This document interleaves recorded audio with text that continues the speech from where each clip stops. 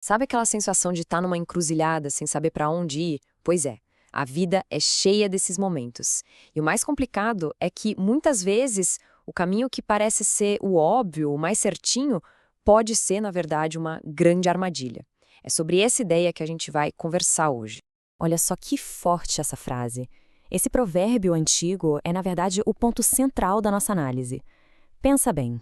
É um alerta que atravessa séculos, né? Ele diz que algo pode parecer perfeito, pode parecer o caminho do sucesso, da sabedoria, mas o destino final, bom, o destino pode ser a ruína total. Ok, para a gente entender o peso desse aviso, nada melhor do que uma história. E que história! A gente vai mergulhar num relato bem dramático do livro de Atos, que mostra, de um jeito bem chocante, o que acontece quando alguém escolhe esse caminho que só parece certo. Então, vamos imaginar o cenário. Era uma comunidade super unida, sabe? Onde a confiança era a base de tudo. As pessoas vendiam o que tinham e dividiam o dinheiro com todo mundo, para o bem comum. Era um sistema de transparência total, de honestidade radical mesmo. E é exatamente por isso que a mentira que a gente vai ver agora se torna algo tão impactante. E aqui a gente tem a história de Ananias e Safira, passo a passo. O ponto-chave aqui é que não foi um deslize, um erro. Foi tudo planejado. Eles venderam uma propriedade e prometeram doar tudo. Só que, na verdade, eles combinaram de esconder uma parte do dinheiro. Eles queriam parecer super generosos, sabe? Queriam a fama de bondosos, mas sem fazer o sacrifício de verdade. E aí vem o confronto com o apóstolo Pedro, e a consequência nossa, é imediata e muito dura. Um alerto para todo mundo. E olha só o resultado final desse caminho que eles escolheram. Não foi a riqueza, não foi o status que eles tanto queriam. O que eles conseguiram foi morte e um medo que se espalhou por toda a comunidade. Isso ilustra perfeitamente aquele provérbio do início, né? Um caminho que parecia ser vantajoso, na prática, levou à destruição. Tá. Então, se o caminho do engano leva a isso, qual seria a alternativa? O que leva à vida? E a resposta não é tão simples quanto é só obedecer.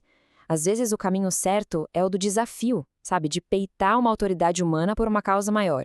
E outras vezes é o caminho da confiança, pura, inabalável. Olha que contraste impressionante. Pouco tempo depois daquela história do Ananias, os mesmos apóstolos estão ali, cara a cara, com a maior autoridade religiosa da época. O caminho que parecia certo, o caminho seguro, era ficar quieto, obedecer. Mas não. Eles escolheram o confronto. Só que dessa vez, não era baseado na mentira, e sim na lealdade a algo maior. É um caminho que também parece perigoso, claro, mas a base dele é a integridade. Mas e se tiver um outro jeito? Um caminho que não seja nem o do engano, nem o do conflito direto? Como seria um caminho de confiança pura?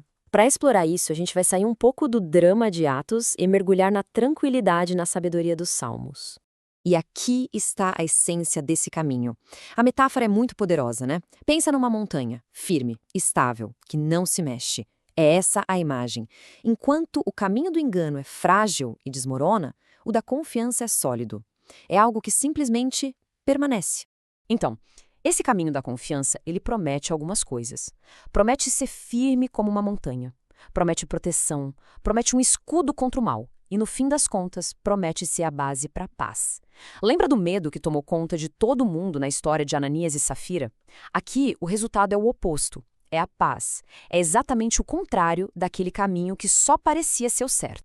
Bom, então vamos juntar tudo isso. O que a gente tira desses exemplos todos? Agora é hora de amarrar as pontas e voltar para o nosso dilema inicial.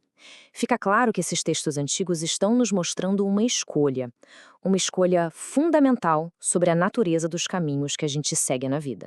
A escolha é basicamente essa. De um lado, a gente tem o caminho do engano, como o de Ananias.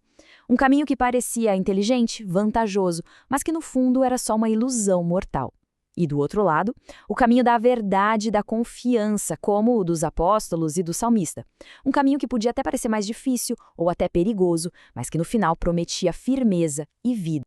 E aí a gente volta para ele, o nosso provérbio. Depois de tudo isso, ele não é mais só uma frase bonita, né? Agora ele tem o peso dessas histórias. É um lembrete muito forte de que a aparência de um caminho, a capa dele, não diz nada sobre onde ele realmente vai dar. E no final, a grande questão que fica é essa. Como é que a gente diferencia um caminho que é certo de um que só parece certo? O que essa análise toda sugere é que a gente precisa olhar para a base, para o alicerce de cada caminho. Ele é construído em cima da verdade, da confiança, ou é só aparência, só engano? Talvez avaliar essa base seja o único jeito de saber a resposta. E essa é a reflexão que fica pra gente.